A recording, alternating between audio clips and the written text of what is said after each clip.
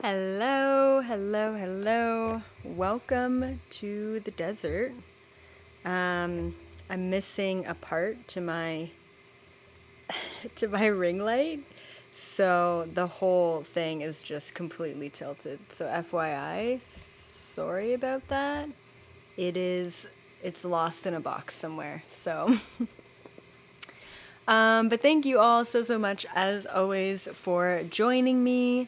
It's a gorgeous day here in Joshua Tree. I'm grateful to be here with all of you. And happy Love Day. Happy Valentine's Day. I definitely have, I have mixed feelings about it. I think my feeling overall is that it's just kind of a commercialized holiday where, mostly men feel obligated to buy roses and chocolates for their wife. And I think the reason why I'm so cynical about it is because we should show our partners that we love them every day and not just wait for one day to do it. So I definitely have a bit of like cynicism to the holiday, but I do want to celebrate it by talking about love, by talking about relationships, because I never do. Like, I really never talk about them.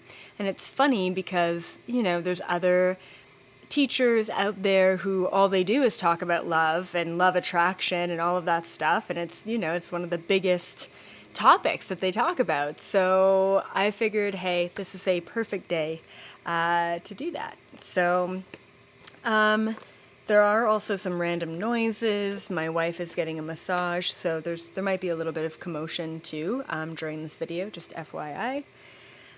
Before I dive into how you can transform your love life, please be sure to like, share, and subscribe to this channel because that really helps me out. And you can also hit the little bell for notifications for any new videos that do pop up as well in the future. So just keep that in mind. So I'm going to talk about a lot of things today, but before we get started, I do want to say that I had just literally a couple hours ago an incredible love attraction event. It was a huge, overwhelmingly massive deep dive into being single and attracting your ideal relationship and being in a relationship and aligning your relationship. So if you want, that is now available. The recording is available. You get a 20-page workbook. It's like a 42-page presentation. And then with that, you also get a 22% off creator membership. So if you guys are thinking about leveling up in my membership platform, check that out. And then you will receive a code, a 22% off code for everyone who's purchased the Love Attraction event. So for those of you who are already creator members, you will get 22% off your next month of being a creator. First of all, I wanted to ask all of you, are you in a relationship or are you single? I know that at the Love Attraction event, there was a ton of you who were single. So I'm just kind of wondering, where are you guys at in your love life right now? Are you in a relationship? Are you single? What's going on? Oh no, broke up 2 days ago. Sorry to hear that, Rachel. Single. I'm in it recently. Jasper, nice. Single, married, almost divorced. Good for you. All right. Single. Wow, your husband just passed of 28 years. So sorry to hear that. Single, 15 years, 18 years together. Nice. Relationship, single. It's in its complicated stage. Yeah. Single for 14 years. Just met someone new. All right. Just had an 8th date with someone. Congrats. This is amazing. All right. Engaged. Single. Awesome. Okay. 24 years together. Amazing. In a relationship with myself. Love that. Okay. Very single. I do want to mention that this is a great suggestion. Actually a couple of you emailed our team and said, hey, do you have any area on the membership platform where I can meet other single people? And so we're like, what a great suggestion. So we have a love attraction event forum on our Cosmic Society membership. And we have a forum topic for people in relationships. Maybe it's relationship advice. Maybe it's relationship woes. I mean, I would love to hear from the ones who have been married for 15, 20 years plus. Thank you, Sharma, for that beautiful super chat. As always, really appreciated. And then we actually have a single mingle. I think we called it single mingle. Forum as well. So I will say that, in prior events, in prior retreats, in prior, things that I've had, we have had really incredible, beautiful, high vibrational people meet each other and literally be together up until this point in time. So my brother met his ex-girlfriend at one of my retreats. Ex-girlfriend. Regardless, that is a possibility. And, so you can go into the single mingle forum and say, hey, I'm from Kentucky, or I'm in Ohio, or I'm in France, or whatever. And you guys can chat and connect with each other. If you don't meet, the love of your life, maybe you meet an incredible best friend, And if you think, oh, I could never see someone from another country, I'm Canadian, all right? And I'm in America. And I literally changed my country to be with the love of my life. So just know that anything is possible, all right? And so I really highly recommend go over to the Cosmic Society right after this, get involved in the Love Attraction event forum, get involved in the single mingle, get involved in the relationship chat. You can reply to people, you can heart different comments, and it's free. Like, you can literally just be a free seeker member and participate in all of the forums. All right. Okay, cool. So 2022 is the year, I believe, of divine union and partnerships. And the reason why I believe that it's the year of divine union and partnerships is because of the number 2. That number is, it's about polarity, but it's also about unity. 222 is really the number of, twin flames, even though I don't fully agree with that term because we are multidimensional beings. I have to say that. But I really do believe that 2022 is the year where those of you who are single and have been single for a very long time are going to be reunited with your partner. And I say reunited because I truly believe you have known this soul for quite some time. You may just not know them right now in this incarnation. All right? I want to actually talk about why starseeds have been single for such a long time. There's a couple of reasons. One, I truly believe that a lot of starseeds and old souls have been on their own healing journey. Like, even those of you who have been in a relationship have been on your own healing journey. And I find that it can be way more difficult to be on your healing journey when you're in a relationship, because not only do you have to deal with all of your shit and projections, but you got to deal with all your partner's shit and projections as well. And thank you so much, Melissa Magical. I love that super chat. I'm really glad that you have been absorbing the content and taking something from it. So first of all, I believe starseeds have just been on a healing journey, and it's way easier to do the healing, especially ancestral, especially past life healing, when you are solo, okay? And secondly, I believe that starseeds, like the ones that I know for sure, are kind of like a take no shit type of person, which means that their standards are really high. And when I mean standards are really high, I mean it's not about what the person looks like. It's about how their soul feels. It's about the vibe. And if you're intuitive and you're intuitively dating, it'll be 100 no's and 1 yes, right? It's very difficult to be an empath and to feel into someone's energy and to basically play out all of the different timelines and say, yeah, this is not going to work. This is not my human. And just, so some people are like, oh, I'm really picky, or I have really high standards. But I'm telling you right now, it's not about that. It's about you being an empath and knowing exactly what that soul feels like when they align to your highest vibration. And that's okay. That is more than okay. That's a congratulations for being single and for not being in a terrible, shitty relationship just because you feel obligated to be in one. And if you are in a terrible, shitty relationship because you feel obligated to be in one, then check out the Love Attraction event, do all of the quizzes that I have in the Love Attraction event and say, oh my goodness, this person doesn't unconditionally love me. They're not holding space for me. I don't feel safe with them, right? Like, it's really important to understand what those standards are and to adhere yourself to them, right? So let's talk about the standards. I believe, like this came channeled to me through the Love Attraction workshop. I believe that there are 3 main standards that every relationship has to have. And even when you're dating, like I was like kind of joking this morning in the Love Attraction event about like dating and like being on Tinder and like swiping.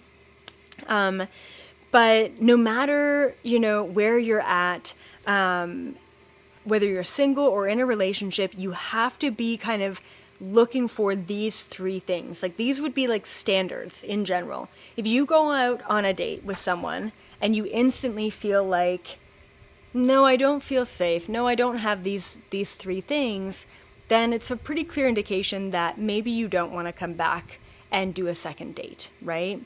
As an empath, you should almost know immediately what's working and what's not working. Now, I will say as well, there are a lot of other issues in relationships, like communication issues, for example, like maybe self-care habits, for example. And I just want to say that all of those things can change. But if you don't have these 3 things, then it's going to be very difficult to really work on anything else. So here are the things. 1, safety.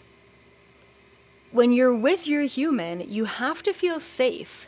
That means feeling safe in your body at a physical level. That means feeling safe in your emotions at an expression level. That means feeling safe in the bedroom at a sexual level. That means feeling safe to really, truly, most vulnerably be yourself. If you don't have the basic standard of safety, if you feel like you're walking on eggshells, if you feel like you're hiding an element of yourself, then that can be a real cause for concern. That can be a real issue. Because if you don't have safety, then you essentially don't have trust. And if you don't have safety or trust, then you don't have communication. If you don't have communication, you don't feel aligned, then you don't have sex. And everything gets misaligned, right? So safety is the first standard of any relationship, and of course when dating as well, that you want to really look for. Like immediately, do I feel safe to be my weird, goofy, inner child, spiritual, weird-ass alien self with this person? And it's a yes or a no. There's no, sometimes I do and sometimes I don't. No, it's a yes or a no, all right? The second standard of relationship, and, of course, when you're single, what you want to be looking for is unconditional love. Unconditional love.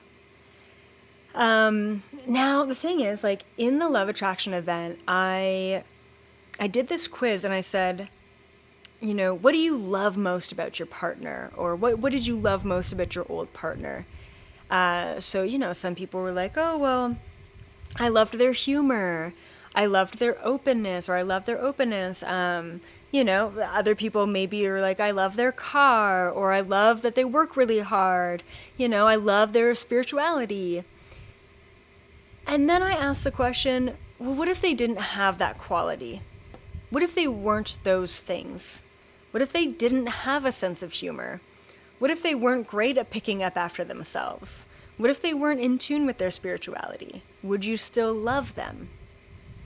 Right? So we have to be kind of really sinking into what unconditional love is and being aware of the conditions that we put on ourselves. So, I think, honestly, as I was joking this morning, unless you're 12 years old and you have some pretty cool, badass, woke-ass, intelligent, emotionally intelligent parents, all of us were raised with the understanding that love is conditional. Well, I love you and I'll praise you once you get the good grades. Well, I love you and I'll praise you once you come back home on curfew. Well, I'll love you if you're in a straight relationship. I mean, whatever, right? But we don't realize until it hits us that our parents were never taught about unconditional love. Actually, as a matter of fact, they were never shown unconditional love. Therefore, they were unable to teach us unconditional love, which means that in our adulthood, and this is a millennial talking, it just gets worse as the generations get older. We have to re-understand what love is, what true unconditional love is. And that means loving someone without any conditions whatsoever. You should love a cactus unconditionally, just as much as you love your dog unconditionally, just as much as you should love your neighbor unconditionally, just as much as you should love your mother or your father unconditionally, even though they have limitations and they have maybe messed up narcissistic personality disorders, whatever. Because when we start to experience unconditional love within ourselves, well, it obviously starts with unconditionally loving yourself. It's like, I'll love myself once I lose the 10 pounds of quarantine weight. No, screw it. Screw that. I love myself no matter what. I'll love myself once my skin clears up. I'll love myself once my hair is longer. I'll love myself once I have a better job. I'll love myself once. No, there is no but. There is no once. There is no waiting for you to accept yourself unconditionally. That should not exist. That does not exist within unconditional love. It is, I love myself regardless. Once you get to that point within yourself, then you can start spreading that unconditional love to everyone in your vicinity.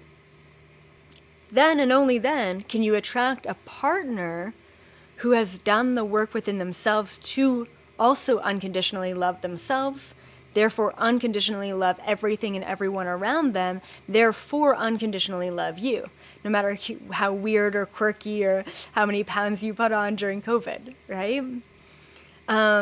So that's the second standard of relationships. It's the second standard of when dating. When I'm around this person, do I feel they have the capacity for unconditional love?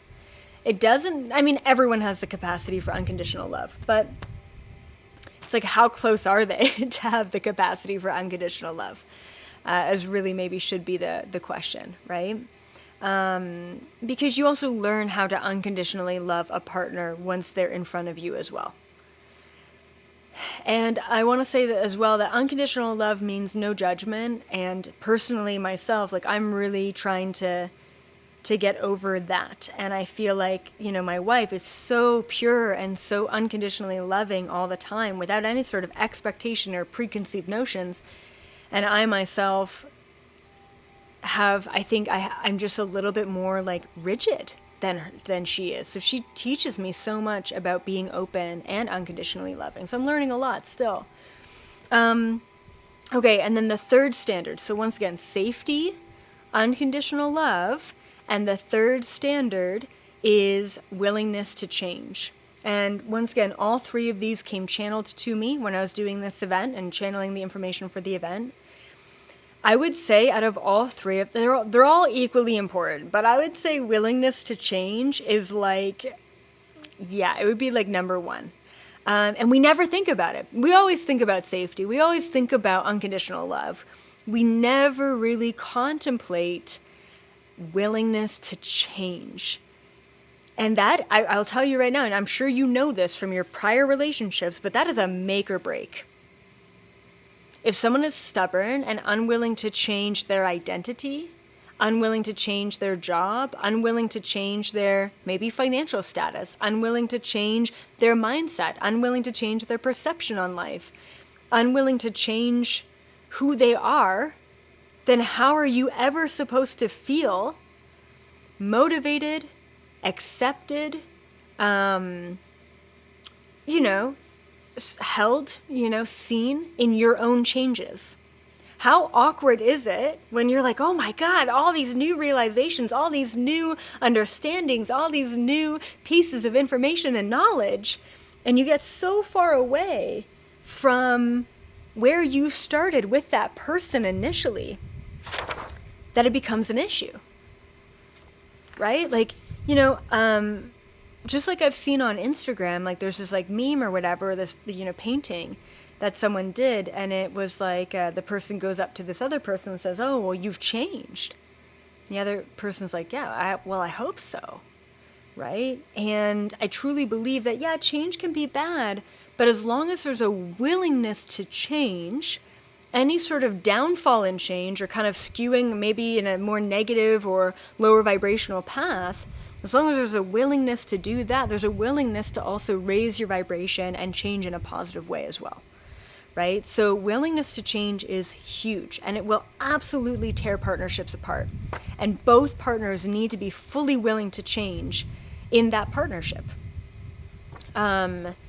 Because I'm not even who I was 5 minutes ago. So how can my partner expect that I'm the same person as I was 4 years ago, right? Or 20 years ago? The best thing is when you and your partner can change and are willing to grow together. And the thing that will always bring you back to neutrality or equilibrium with all of the change is communication. Always. So what I did in the Love Attraction event was I deep dove into divine masculine versus divine feminine communication. And it is so important that we understand, just like the different love languages, that there are vastly different ways to communicate. And communication is always a big issue in most relationships, regardless if you are a male or a female, regardless of what sexuality on the spectrum you land. Every single person has more of a tendency towards the divine feminine versus the divine masculine communication. And so I deep dove into that in the Love Attraction event. So if you want to kind of explore that more and understand where you fall on that spectrum and how to kind of equalize you and your partnership into more of that, balanced spectrum, then check out the Love Attraction event. I wanted to ask all of you, other than the three, the safety, the willingness to change, and the unconditional love, what are 5 qualities that you look for in a person when you are dating, when you're obviously looking to settle down in like a long-term relationship? What are the 5 qualities that you are looking for in a relationship, in a partner, in a lifer, in a life partner, in your human? What are the 5 qualities you look for in your human? Laughter, nice. Curiosity, humor, okay. Responsibility, looks me in the eyes, that's nice. Communication, okay. Truth, respect, passion. Authenticity, kindness, patience, loyalty. Love that. Loves animals. Good. So I want to talk about 3D to 5D relationships. Just really briefly here. So 3D relationships are you complete me. I mean, like, in the past, I remember growing up and saying, yeah, I just want someone to complete me. That is like the opposite of what you want. That's a 3D relationship. You complete me. 5D relationships are, I'm completed. There's no completing me. I've completed myself. Once again, this is why starseeds are single for so long, because we've been working on completing ourselves, waiting for that person who has done the work in completing themselves too. So you both show up as whole individuals rather than showing up as half individuals. All right? Okay, so last but not least, I just want to mention how to switch 3D relationships into 5D relationships, the difference between karmic relationships and current life contracts, testing your ability to unconditionally love, learning about sex blocks and how to unblock any bedroom blocks that you have, learning divine communication between masculine and feminine, and assessing your current relationship are all included in the deep dive of the Love Attraction event. If you're single, if you're in a relationship, you definitely want to check that out. Not to mention you get 22% off a creator membership, and you get to check out all of the Love Attraction event forums as well. So as always, thank you for being here. Keep up the good work, keep up the good vibes, enjoy the rest of your love day. Eat lots of chocolate because that's what I've been doing. And as always, like, share, and subscribe for more epic content. Bye for now.